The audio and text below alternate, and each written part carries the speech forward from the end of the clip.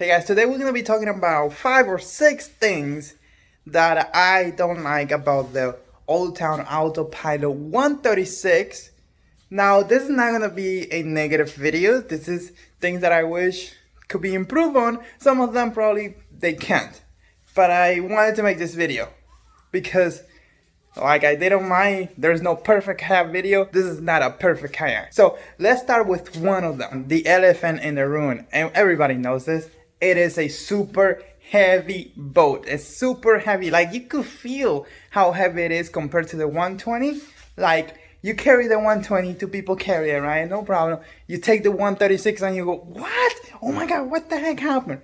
It's a lot heavier for sure. That is something that you have to take into account. If you have a problem with your back or whatever, maybe look at the 120 if you don't want to carry that much weight. Now the reason why I'm saying this is because I said on my message to manufacturers video, Old Town is a huge company. They have a lot of resources. So I bet that they could sit down and come up with some kind of transportation solution, kind of maybe like a cart that would be wheels on the back, wheels in the front, that you could just slide the boat instead of lifting it and moving it to your fishing location. I think they could do this. I think they could sit down and make it work. Let's talk about the lack of storage. There's two major issues here. One is we don't have horizontal rod holders. Don't get me wrong, I love staging my rods on this boat. It's so long that today I had like 5 rods right there on the deck of the boat, and it worked perfectly fine. But those rods are like, sometimes they're outside the boat, and if you hit vegetation or you hit something, they may get stuck.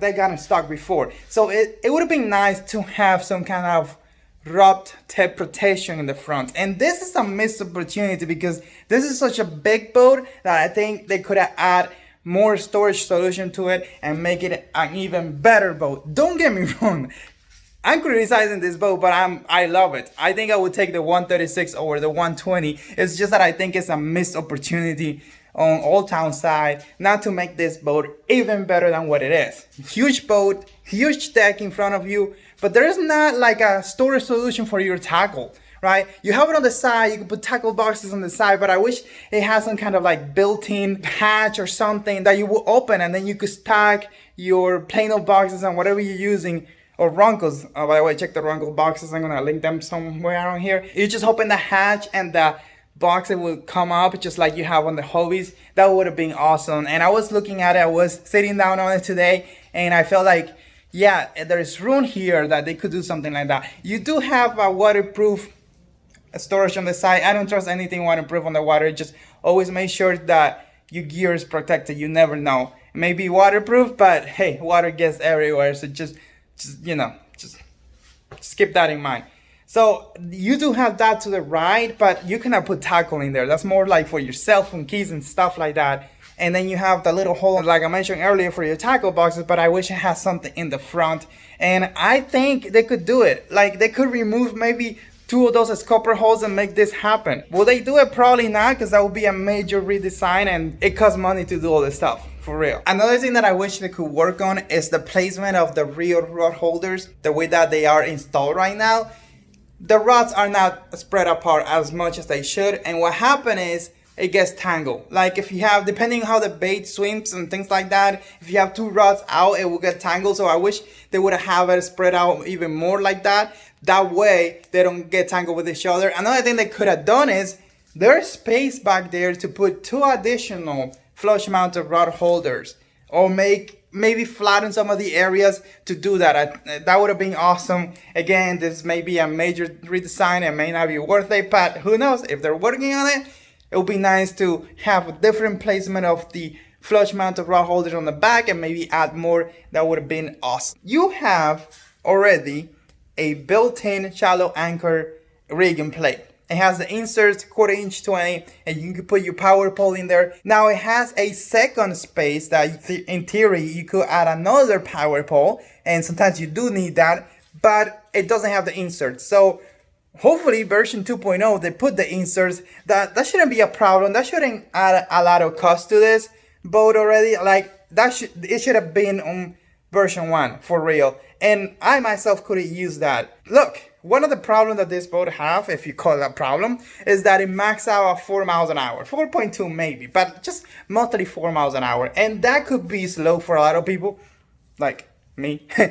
And sometimes I want to rig something to put on the back. Let's say I want to put an outboard. So if I had the complete space available to do that, it would be easier. I was able to rig up a Torqeedo. If you haven't seen that video, go check it out. I'm gonna link it somewhere. I rig up a Torqeedo on the 120, and that was an amazing experience. I had a lot of fun. It taught me a few things, like these Minn Kota units are really powerful, like the whirring power with the Torqeedo.